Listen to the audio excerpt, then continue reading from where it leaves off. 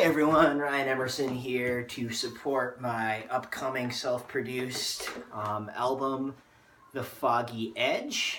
So after this video, if you could all go and make a pledge, that would be great. But I want to get something off my chest first. I'll play a song. It's called Punchin' Nazi.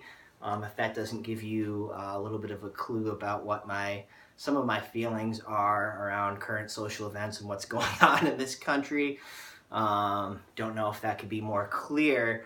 But before that, just a few words on what happened this weekend, where over hundreds of players from over 30 different NFL teams decided to take a knee or stand with their arms interlocked in solidarity with their teammates to show unity and support for raising awareness for social injustice in this country. And there's been a lot of discussion and words thrown around about patriotism and how some folks feel like by these players voicing their opinions in the format they are, by not standing for the national anthem, that they are somehow dishonoring or disrespecting the lives of the brave men and women who have fought for us for the last 200 plus years and have died to protect our freedoms. And quite frankly, I think that's a bunch of fucking bullshit.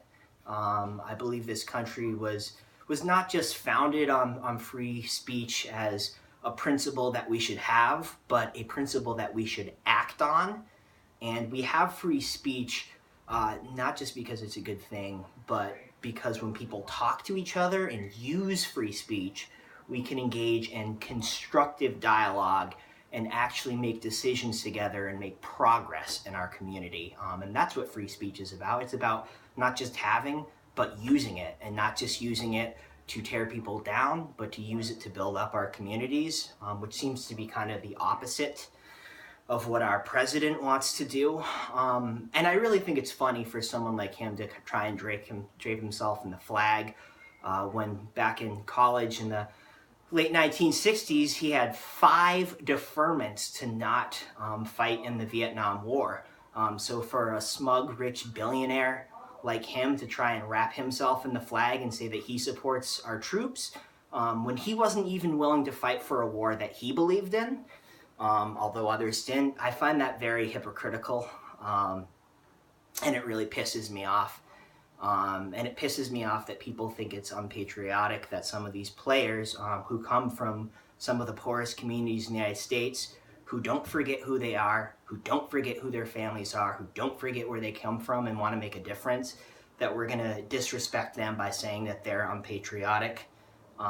I have a lot of friends and a lot of family that have served in the military. One of my best friends in the world actually just got out of the Army last week, and I have nothing but respect for what they've done and the sacrifices that they've made.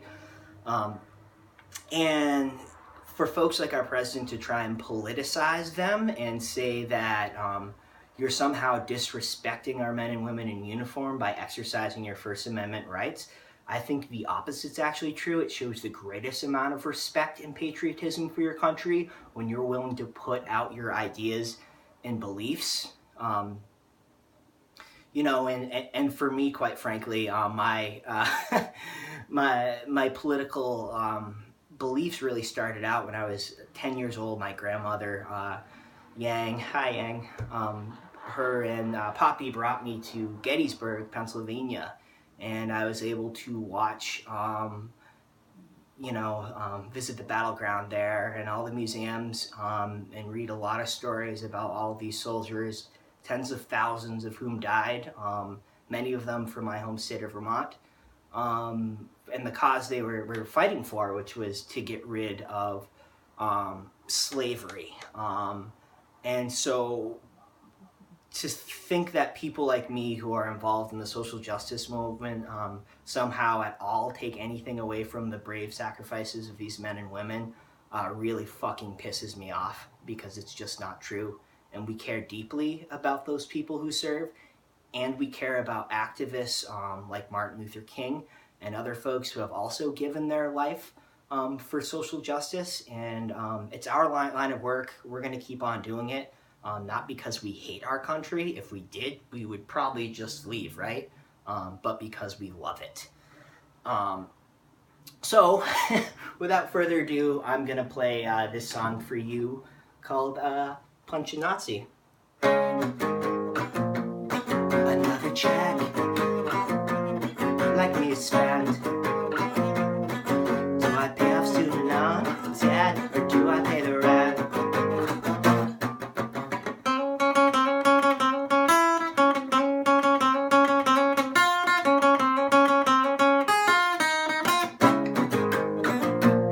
We try so hard to get ahead, but this dad's like a rock on a chest, crushing us until we're dead.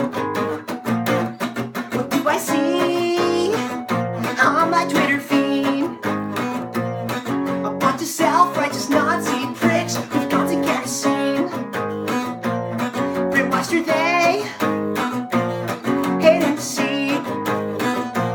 But the minorities, immigrants, everyone except Wall Street.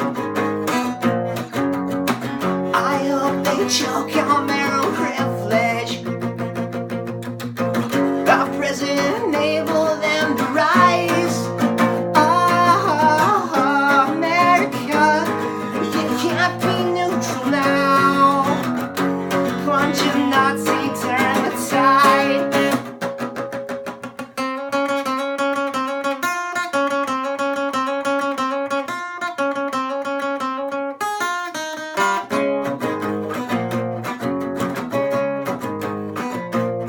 A burned mosque, a hit and run. ISIS doesn't hold a candle to all these right-wing thugs. The 1% sit idly by, watch a civil war from their perches and bleed our savings dry. I hope they choke on their own bootstraps. The gleam of greed set in their eyes.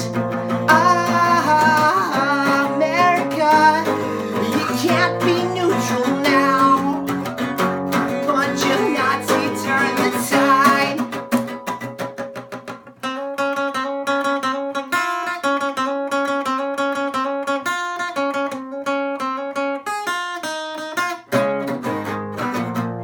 Now here we are, the moral edge. Will you jump off, or will you put your hatred to bed? I hope the side you choose is righteous. History's watching for all time. Ah, America, you can't be neutral now. Punch a Nazi, turn the tide.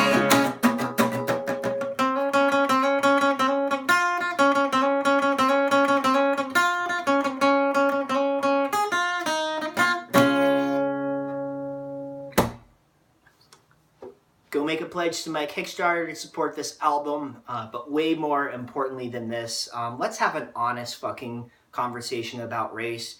And instead of talking about whether or not people have the right to protest, or even if they do have that right, how they should protest it, why don't we talk about why they're protesting and what those issues actually are, and have a constructive dialogue together in our communities so we can address these problems. Thank you.